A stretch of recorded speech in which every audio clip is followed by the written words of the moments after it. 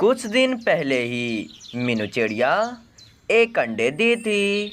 उस अंडे को मीनू चिड़िया छोड़कर कहीं नहीं जाया करती थी। सारे वक्त वो अपने अंडे के साथ ही रहा करती थी। एक दिन की बात है, हवाएं जोरों शोरों से चल रहा था। आज हवा कितने तेजी से चल रहा है। अगर कुछ देर ऐसा ही चलता रहा तो मेरा घोंसला कब तक टिक पाएगा। ये हवाएं तो रुकने को नाम ही नहीं ले रही है। एक तूफान का झोंका मीनू चिड़िया की घोंसले से टकराता है। उस तूफान की झोंके इतना तेज होता है कि मीनू चिड़िया की घोंसला हिलने डुलने लगता है, जिस कारण मीनू चिड़िया की अंडा नीचे गिरकर टूट जाता है और मीनू चिड़िया को पता भी नहीं चल पाता है। कुछ देर बाद जब तूफान पूरी तरीके से ख़त्म हो जाता है तो मीनू चिड़िया अपने अंडे को इधर उधर ढूंढने लगती है। अरे, मैंने तो अपना अंडा यहीं पर रखा था। मेरा अंडा अचानक से कहाँ चल गया? कहीं वो तूफान की झोंके तो मेरे अंडे को नहीं उड़ा कर ले गए। एक बार मुझे नीचे भी जाकर देख लेनी चाहिए कि मेरा अंडा तो नीचे गिर के तो नहीं टूट गया है। मीनू चिड़िया अपने अंडे को ढूंढते ढूंढते जब वो नीचे जाती है तो अपने अंडे को टूटा हुआ देखकर मीनू चिड़िया रोने लगती है। हाय रे, ये क्या हो गया? मेरा बच्चा इस दुनिया में आने से पहले ही मुझसे अलग हो गया।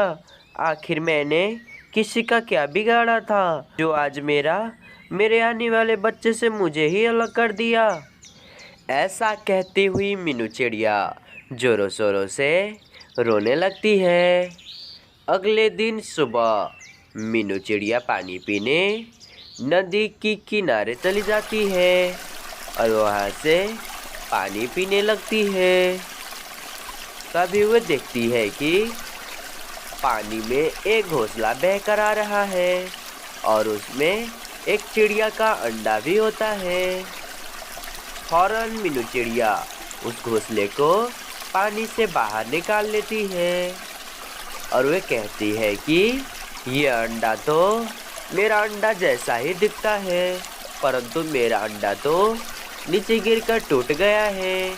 आखिर जिसका भी हो, अब इस अंडे को मैं अपने पास ही रखूँगा और इस अंडे से आने वाले बच्चा को मैं अपने साथ ही रखूँगा। इतना कहकर वे मीनू चिड़िया उस अंडे के साथ अपने घोंसले में चली आती है। तभी वहीं से गुजर रहा बंटी तोते की नज़र मीनू चिड़िया की घोंसले पर पड़ता है और वो मीनू चिड़िया की घोंसले में चला आता है। क्या हुआ है बंटी तोते? तुम क्यों ऐसे रो रहे हो? आखिर तुम्हें क्या हुआ है? मीनू चिड़िया, तुम बहुत भाग्यशाली हो। तुम्हारा अंडा तुम्हारे साथ सही सलामत है, परंतु अब मेरा अंडा मेरे साथ नहीं है। उस तूफान में मेरा अंडा और मेरे घोंसले दोनों टूट गया है। ये सब सुनकर मीनू चिड़िया खामोश रहती है और मन ही मन सोचती है कि अरे बंटी तोते, मैं तुम्हें कैसे बताऊं कि मेरा भी अंडा उस तूफान में गिर के टूट गया था और ये अंडा तो मुझे नदी किनारे से मिला है। मैं तुम्हें इस अंडे के बारे में अभी कुछ भी नहीं बता सकता हूँ। सुनो बंटी तोते, तुम ऐसे रोना बंद करो। जो होना था अब वो हो चुका है, अब रोने से कुछ नहीं होगा। मैं अपना घर बनाने के लिए सामान लेने जा रहा हूँ। अगर तुम चाहो तो मेरे साथ चल सकते हो। और वैसे भी तुम्हें भी तो अपना घर बनाना है ना? हाँ मीनू चिड़िया, तुम ठीक कह रही हो।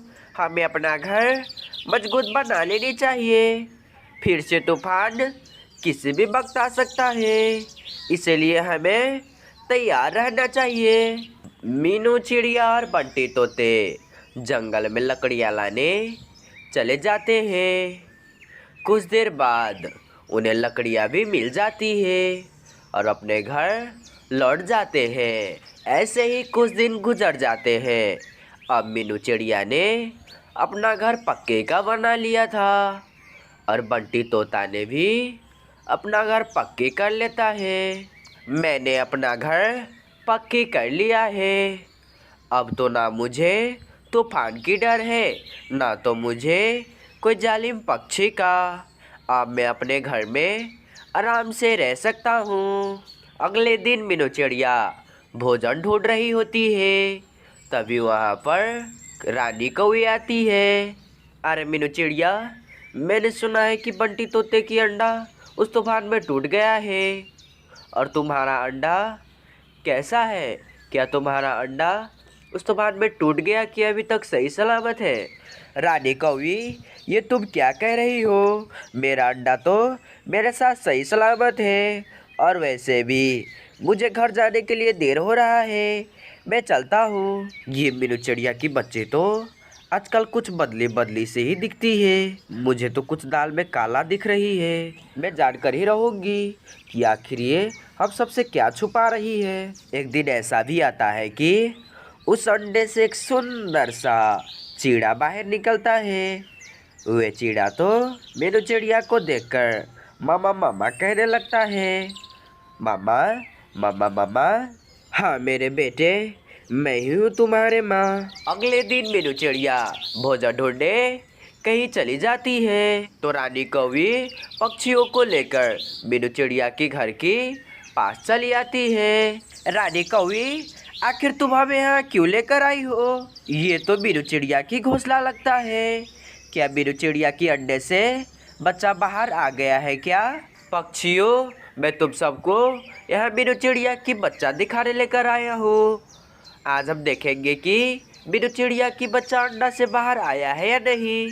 परंतु कौवी, अभी मीनू चिड़िया तो घोंसले में नहीं है, तो हम मीनू चिड़िया की बच्चे को कैसे देख पाएंगे? ये सब बातें चल ही रही होती है कि वहाँ पर मीनू चिड़िया आ जाती है। अरे अरे पक्षियों, तुम सब मेरे घोंसले के आगे क्या कर रहे हो? मीनू चिड़िया, हम तुम्हारे बच्चे को देखने आए हैं। क्या तुम तुम्हारी बच्चे को हमें दिखाओगे?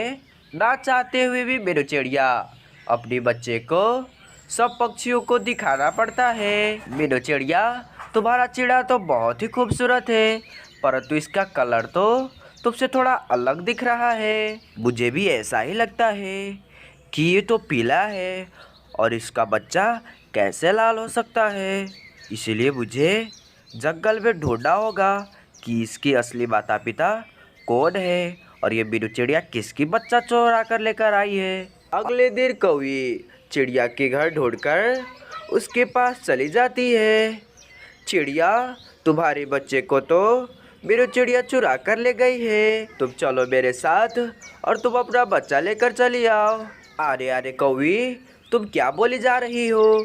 दरअसल वो मेरा बच्चा नहीं, मेरा पति का दूसरी बीवी का वो बच्चा था और उसे मैंने ही नदी में फेंक दिया था क्योंकि उसकी माँ अब इस दुनिया में नहीं है। और तुम कह रही हो कि उसे मैं अपने पास लेकर आऊँ? अगर तुम अपनी जान की सलामती चाहती हो तो तुम यहाँ से चुपचाप चले जाओ, वरना मुझसे बुरा कोई नहीं होगा। ये सब सुनकर वे कौवी वहाँ से चली जाती है। अरे कालू कौवे, मैंने तो उस चिड़िया की बच्चे को लौटाने गया था, परंतु वो चिड़िया तो मुझे ही मारने पर उतर गई थी। मैं उससे बाल बाल बच कर आई हूँ। रानी कौवी, अगर तुम और किसी भी पक्षी के साथ ऐसा करोगी तो मैं तुम्हें ही छोड़कर यहाँ से चला जाऊँगा। अगर तुम मेरे साथ रहना चाहती हो तो शांत से रहना सीखो, वरना मुझसे बुरा कोई नहीं होगा। कालू कौवे को ऐसा कहने पर अब कौवी भी साथ से रहना सीख गई थी और दूसरी ओर मीनू चिड़िया और मानू चिड़े खुशी खुशी रह रहे होते हैं।